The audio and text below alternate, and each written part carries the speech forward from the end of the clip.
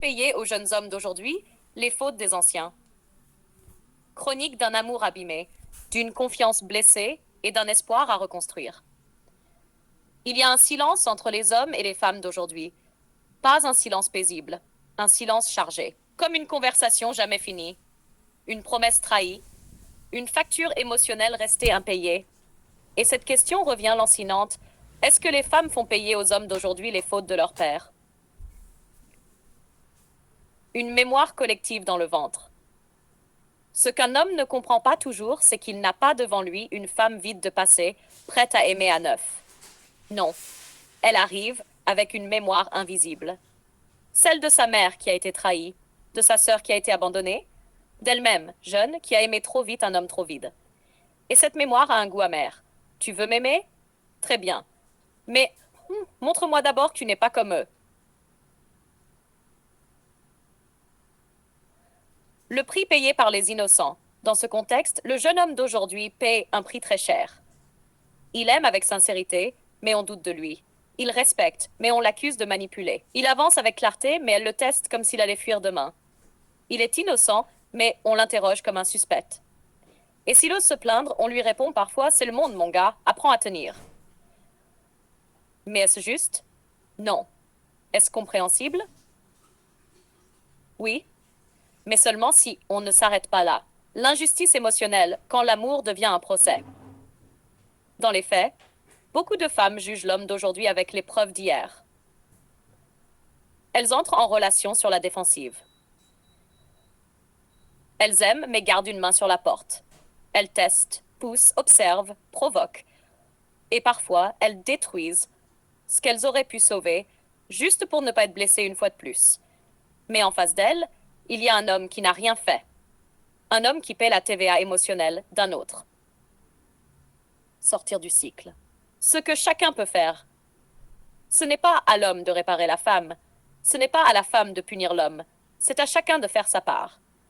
Les femmes doivent faire le tri entre leur vécu et l'homme devant elles, entre leur peur et leur intuition, entre un homme sain et une projection toxique. Les hommes doivent poser des limites, refuser d'être le sac poubelle des blessures des autres, être empathique, mais pas sacrifiable, aimer sans se perdre. Et s'ils se parlaient vraiment? Imagine une femme qui dit: j'ai souffert, je suis méfiante, je te teste, pas parce que je veux te blesser, mais parce que je ne sais plus comment faire autrement. Et un homme qui répond: je ne suis pas venu te faire du mal, mais je ne suis pas venu souffrir non plus. On peut apprendre ensemble ou se détruire à deux, à toi de voir. Conclusion. Et si on recommençait sans dette? L'amour ne peut pas exister dans un climat de dette. On ne tombe pas amoureux avec un reçu à la main. On ne peut pas construire l'avenir avec le béton du passé. Alors non, les hommes d'aujourd'hui ne doivent pas payer, mais ils doivent comprendre. Les femmes d'aujourd'hui ne doivent pas punir, mais elles doivent guérir. Et à deux, ils peuvent reconstruire un monde où l'amour n'est plus un combat, mais un choix conscient. Souhaites-tu que je paye aux jeunes hommes les fautes des anciens? Témoignage croisé: je l'ai aimé comme s'il allait me trahir. Témoignage de Naïma, 32 ans. Il était doux, attentionné, disponible. Trop peut-être. Je me disais: c'est louche. J'ai attendu le moment où il allait me mentir. J'ai guetté le moment où son regard allait changer. Mais il n'a rien fait.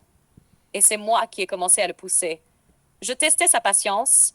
Je créais des drames pour voir s'il allait fuir. Je faisais payer à cet homme les douleurs que m'ont laissé les autres. Je n'ai jamais su aimer quelqu'un qui ne m'avait pas blessé d'abord.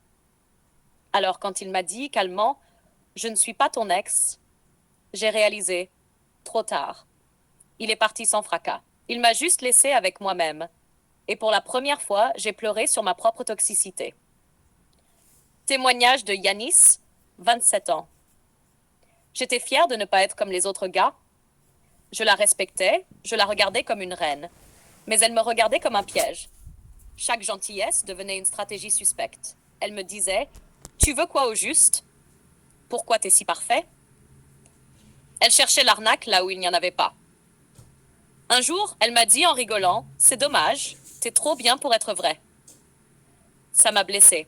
J'avais l'impression d'être punie pour être un homme sain. Et au fond, je crois qu'elle voulait que je sois mauvais, parce que ça, au moins, elle savait gérer. Moi, je voulais juste aimer, pas réparer.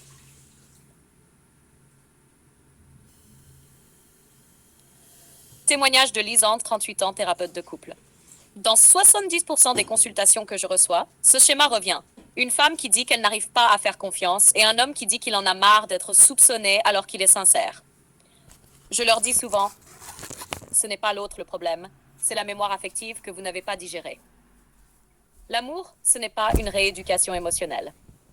Il faut arriver guéri, ou au moins conscient de ses blessures. Sinon, on fait de l'autre un médicament. Et ça finit toujours par une overdose. Et aux jeunes hommes d'aujourd'hui, les fautes des anciens. Chronique d'un amour abîmé, d'une confiance blessée et d'un espoir à reconstruire. Il y a un silence entre les hommes et les femmes d'aujourd'hui. Pas un silence paisible, un silence chargé. Comme une conversation jamais finie, une promesse trahie, une facture émotionnelle restée impayée. Et cette question revient lancinante. Est-ce que les femmes font payer aux hommes d'aujourd'hui les fautes de leur père? Une mémoire collective dans le ventre.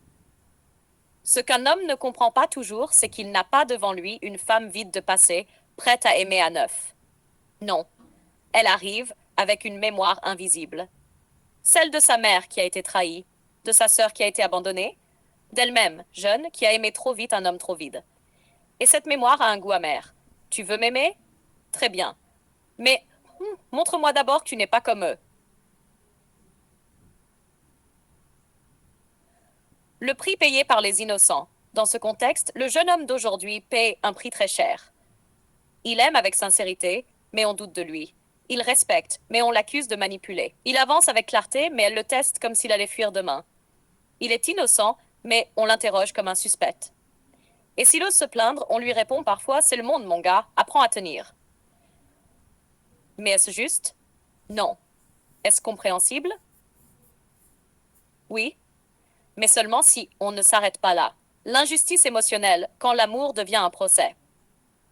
Dans les faits, beaucoup de femmes jugent l'homme d'aujourd'hui avec les preuves d'hier. Elles entrent en relation sur la défensive.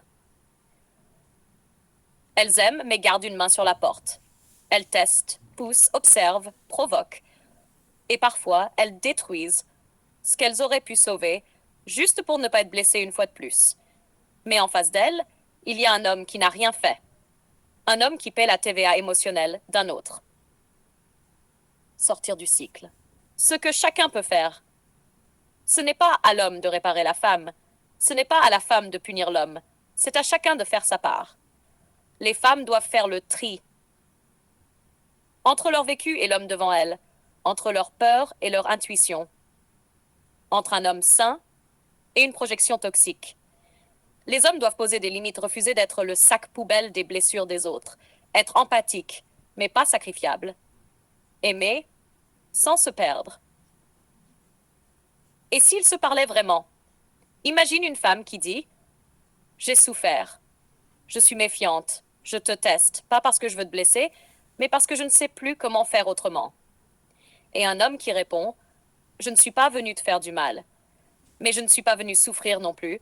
On peut apprendre ensemble ou se détruire à deux, à toi de voir. Conclusion. Et si on recommençait sans dette? L'amour ne peut pas exister dans un climat de dette.